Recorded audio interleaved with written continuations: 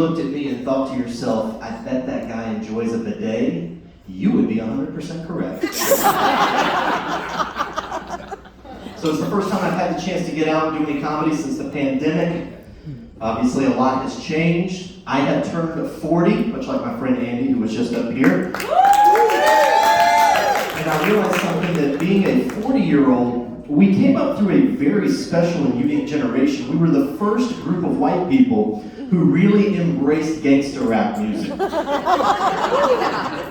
Those of you who are around that age range, you know exactly what I'm talking about. We're the kind of people who will check our stock portfolios while listening to Snoop Dogg rap about his portfolio of hoes. We're some real gangsters, it's what we do. I mean, think about it for a second. If I were a rapper, I would probably something like a Roth IR or AK-47.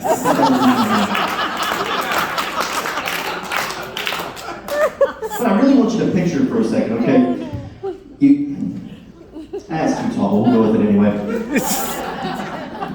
A 40-year-old man in the shower, 40 pounds overweight, with 40% less hair than he should have, with his whole entire chest exfoliating his skin while saying, I ain't a killer, but don't push me.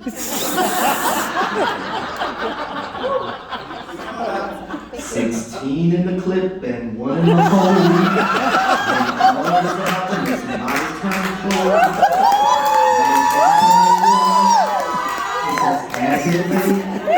Nate Dogg and Warren G had it regulated.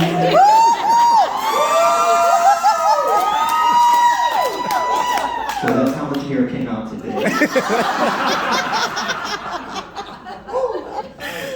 I'm loofah, getting ready with the skin, and I'm like, just get ready. I'm straight out of Compton.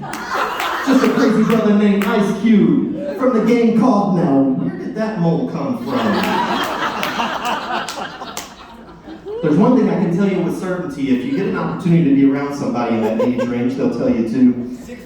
Please do not listen to us rap our favorite songs from the 90s and 2000s, because I can promise you, we get the lyrics wrong. We have an excuse. We have no idea what they're actually saying. When they say the word gap, you don't know what a gap is. But we also didn't have the internet back then. We weren't searching for the lyrics to try to find the right thing. I'll give you an example. Some of you may know a designer brand out there. It's called Coogi. A man named the Notorious B.I.G., Biggie Smalls, you may perhaps know who he is. A very noted philosopher. He would love to rap about Coogi sweaters. For years, I thought he was saying coochie sweaters. And as a teenage boy who just got done with sex ed, let's say I had a very different visual of what Mr. Christopher Wallace was rapping about at that particular time. In case you didn't get the joke, I was thinking about pubic hair. But I was really awkward as a teenager. It's funny, we talk about the lyrics and not knowing what they were. Before you had the internet, you hoped that the CD or the cassette, and that's for all you young people who came up here on the mic before me, that's how we used to listen to music, but you prayed that you would have a liner within there to have the lyrics, right? And there were times that didn't have it, so you had to learn the lyrics yourself. But my friends and I, we came up with a great way to do it. I remember when I was in 8th grade, a seminal album comes out. It was by Snoop Doggy Dogg. It was called Doggy Style. So what we did, we had a group of us who all got the cassette, and each of us were assigned a song, and it was our job to listen to the song, write down the lyrics, then we were going to share it with one another so that way we could learn the different songs. It was a fantastic idea. So I sit down at night with my cassette tape. I've got my notepad, I've got my pencil ready, and I'm listening. I know how old-fashioned this might sound. I may as well be sitting down with a quill and parchment and saying, my dearest Henrietta, the battalion rides at dawn. I do not know if I will enjoy the warmth of your sweet embrace once again. And never, ever forget that pimpin' ain't easy. So I went through, did the entire lyrics. The song that I was assigned was a song called Ain't No Fun If the Homies Can't Have Me. Now, if you're familiar with this song is regarding a young lady who enjoys consensual relations with members of a rap group. And not only that, she enjoys relations with young men who are adjacent to this same rap group. So as I'm in class with the note, I went ahead and wrote all the lyrics out the best that I knew. My buddy Josh is beside me, I'm in language arts. I go to pass him the note. It's the lyrics to Ain't No Fun If the Homies Can't Have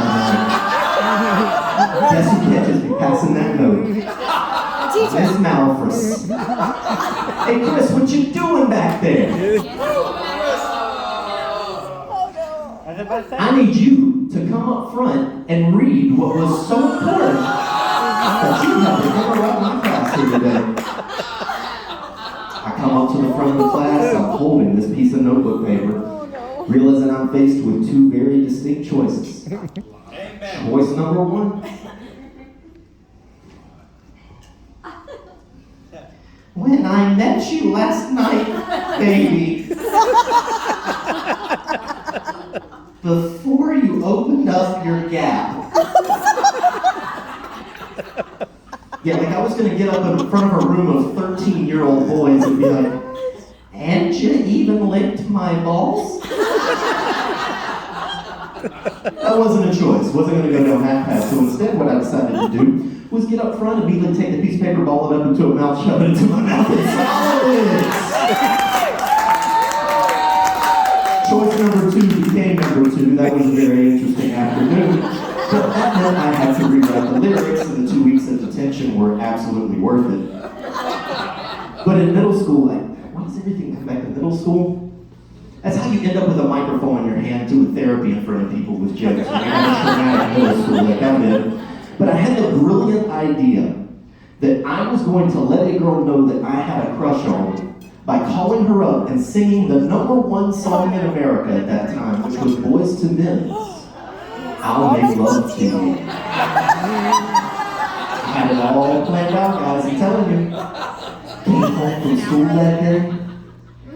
TRL was on MTV. Okay, TRL was a show called Total Request Live. On Total Request Live, it was a show on MTV, which is music television. They used to play music videos on MTV. So I knew it was the #1 song in the country, and I knew that it was coming up after the commercial break, so I go to the phone. I pick it up, I dial her number, and I decided to commit auditory sexual assault that day. Because what happened was I dialed her number. She picked up right as they came back from the commercial break.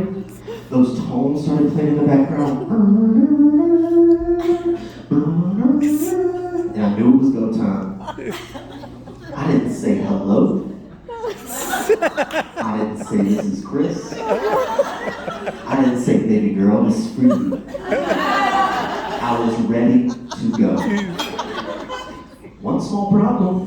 If you've ever seen a music video for I'll Make Love to You, there's 40 freaking seconds of talking at the beginning of the video. Oh, and it's not just any talking, it's a woman who was stalked and is now flirting with the man who installed the security system at her house. So all I have is 40 seconds of background chatter of this woman trying to flirt with the guy after installing a security system. Finally, the 40 seconds are up. Pour the wine, light the fire. The most awkward, reprehensible 4 minutes you will ever find in your entire life. I did the entire song. At the end, I just hung up. To this day, I don't know if she knows who it was that called her. So it's safe to say, even from when I was at a young age, all I ever knew was awkward ejections and awkward exits. So I might as well have another one for you here tonight. As I wrap things up for you, I'm going to say to you exactly what I say to my wife every time we're done having sex. Ta-da!